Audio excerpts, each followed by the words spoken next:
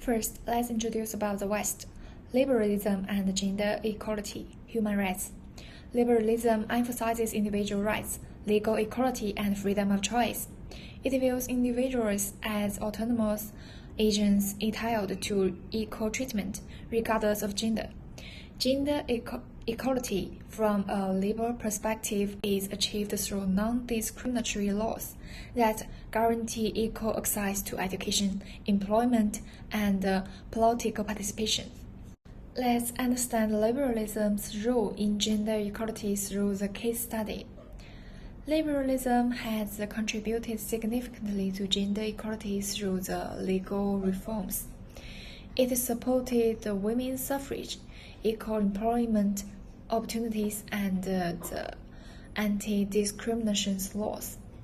These measures promoted women's participation in public life and strengthened the protection of women's human rights within the modern legal system. Critics of liberalism.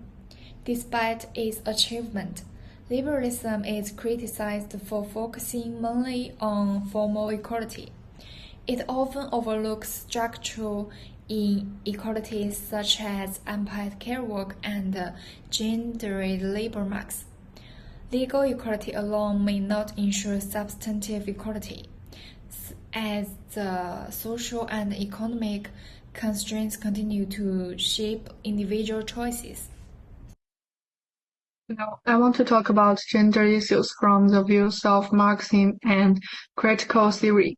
In Marxist eyes, gender equality is never an isolated moral problem. It is deeply rooted in the economic structure and class system of capitalism. Let's first look at social division of labor.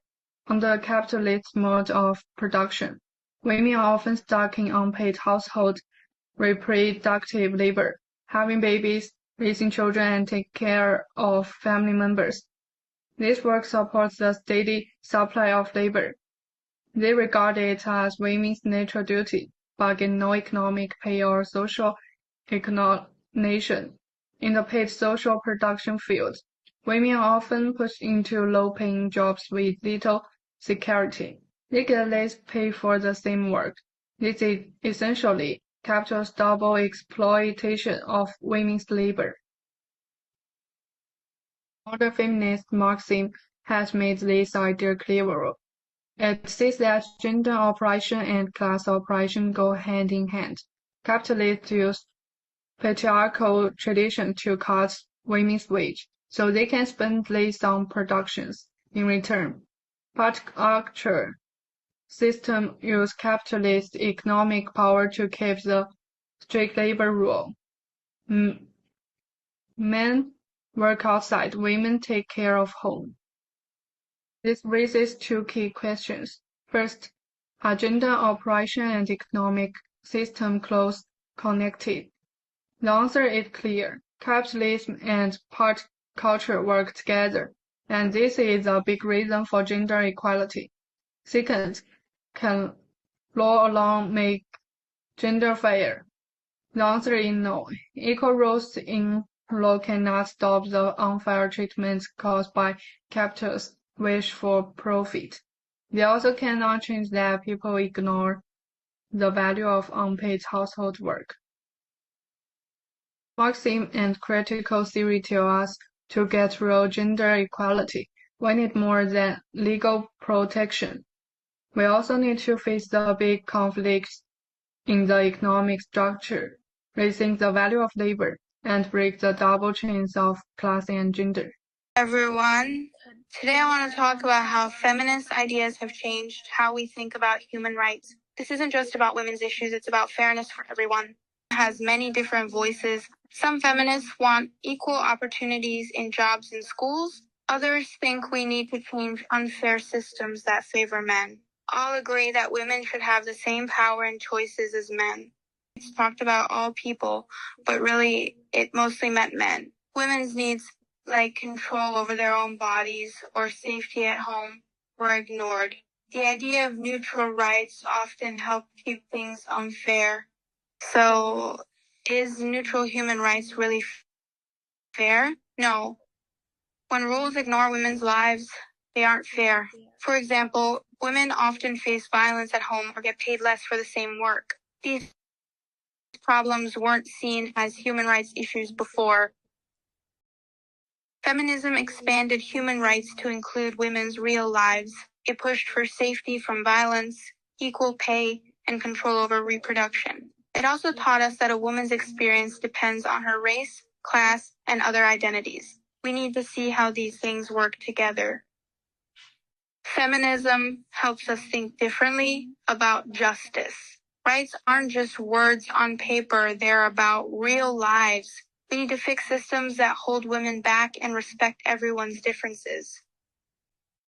In short, feminist philosophy makes human rights better for everyone. It shows us that equality means seeing all people's needs. This helps build a fairer world for everyone. Confucianism is often criticized for promoting male superiority and suppressing women's rights. However, its core conceptions of benevolence, property, and the homology of family and state actually contain respect for women. The root cause of gender inequality doesn't lie in Confucianism itself, but in the patriarchal interpretation of the racial system which restricts women's public participation and leads to an imbalance in family care responsibilities. New Confucianism holds that benevolence represents unusual human rights care. Propriety is about consultation and respect rather than hierarchy, and the homology of family and state aims to protect the rights of vulnerable groups within the family. It is evident that Confucian through doesn't necessarily suppress women's rights.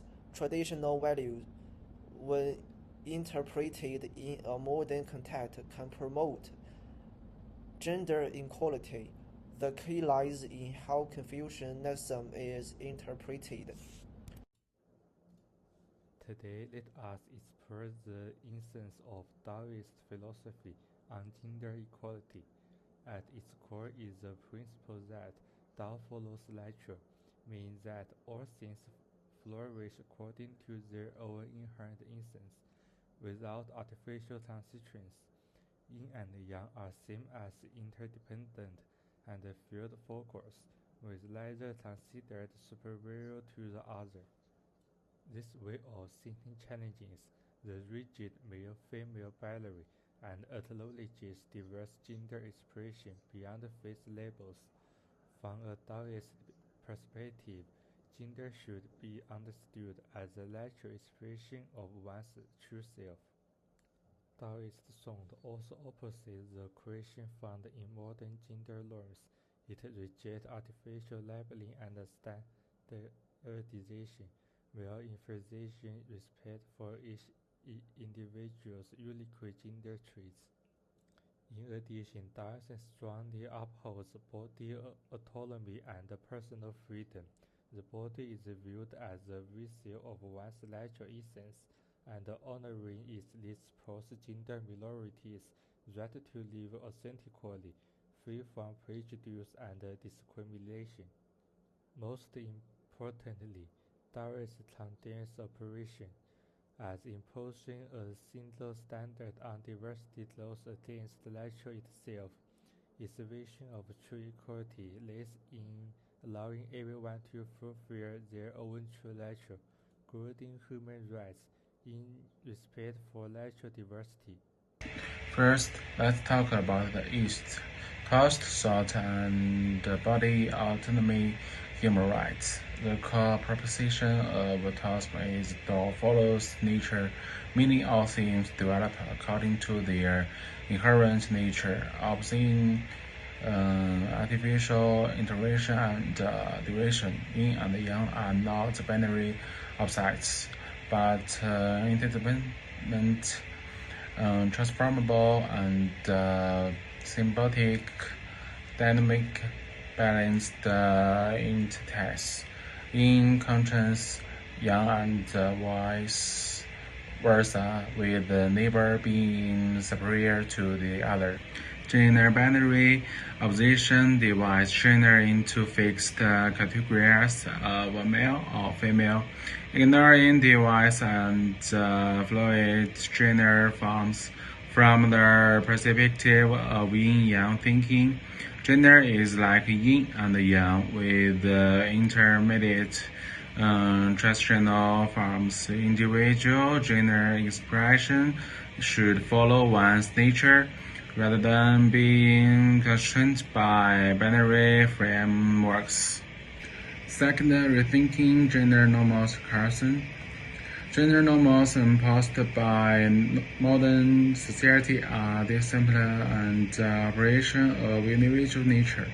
Thoughts of fallen nature objects such artificial discipline, advocating respect for individual unique gender choice and expressions, and rejecting the labeling and standardization of gender.